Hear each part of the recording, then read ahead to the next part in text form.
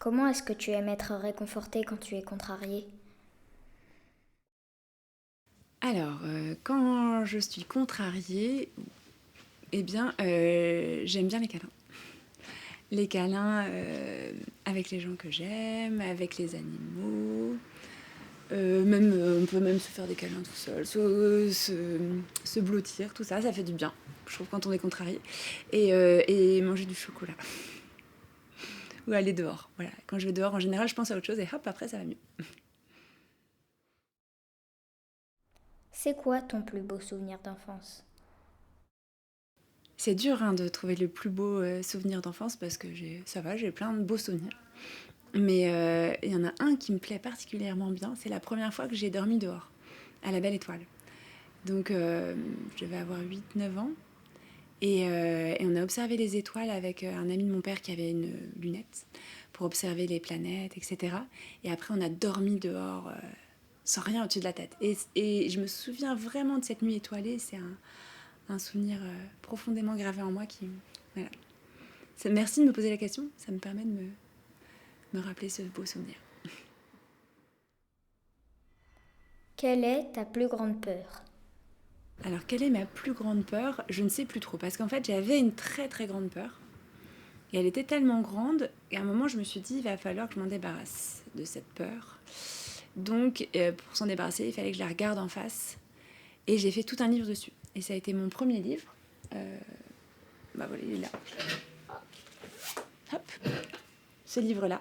Et ben en fait, c'était entre autres à partir de ma plus grande peur que je l'ai écrit. Et le fait de l'écrire et qu'il paraisse, eh bien, ça m'a libérée de cette très très grande peur. Et donc maintenant, je ne sais pas quelle est ma plus grande peur et à la limite, j'ai pas trop envie d'y penser. Je préfère me concentrer sur ce qui me met en joie. Voilà. Est-ce que tu peux te décrire en 3 mots? Ça, c'est très très dur aussi, hein. Alors, qu'est-ce que je fais euh... bah, En fait, il y a un truc qui est vraiment en moi, c'est la joie. Ça, c'est vraiment quelque chose qui est facile, mais aussi que je choisis. Et voilà, j'aime bien le mot joie. Le mot liberté, il me plaît bien aussi. Et puis un mot rigolo, peut-être la loutre. J'aime bien les loutres. Voilà. Je pense que ça me décrit bien, peut-être comme animal, la loutre. Ouais, joie, liberté, loutre. C'est quoi ton souvenir le plus fort d'atelier de poésie avec des enfants? Alors, c'est difficile encore de répondre parce que c'est fort à chaque fois. J'ai pas vécu un seul atelier de poésie avec des enfants qui n'ait pas été intense. Il se passe toujours quelque chose et ça, c'est vraiment magique. Peut-être que les premières fois où ça m'est arrivé de faire ça, il y a quelques années, ça m'a vraiment marqué. À quel point ça pouvait être fort.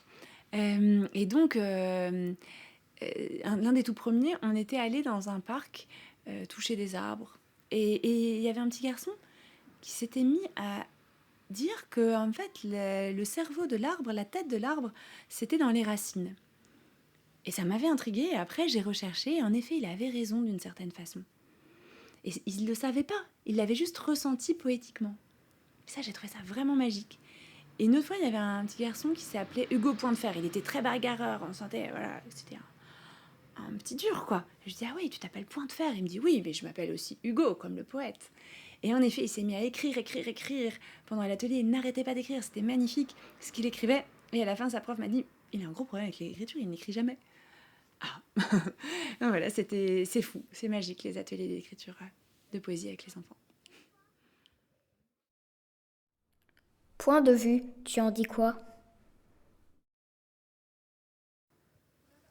Peut-être que ça peut me faire penser au fait que quand on crée un poème ou quand on crée une œuvre d'art en général, on apporte un nouveau point de vue, une autre façon de regarder des choses, parfois très simples, des choses du quotidien, et on change d'angle. Mais quand on est enfant aussi, on regarde sous un autre angle. On a un autre point de vue, on a le point de vue de l'enfance. Et parfois, peut-être que les artistes, ils recherchent juste ça, ce point de vue de l'enfant qu'ils étaient. Et voilà, ça me dit ça, en tout cas. Tu peux me lire un de tes poèmes? Alors, je vais lire le dernier livre qui est sorti, Les gens qui osent, aux éditions L'Évent-Dernier. Ce sont des éditions qui font les livres à la main. Donc là, par exemple, c'est cousu à la main, plié à la main. Et l'illustratrice, c'est Magali Dulin. Elle a fait des belles illustrations. À chaque fois, il y a un petit texte qui commence par Les gens qui osent. Et l'illustration de Magali Dulin à côté. Voilà. Je vais en lire quelques-uns. Les gens qui osent ouvrent leurs ailes. Les gens qui osent sont souvent les timides, les discrets, les fragiles. Les gens qui osent ont des rêves plein les poches. Les gens qui osent savent que le parachute ne s'ouvre qu'après avoir sauté.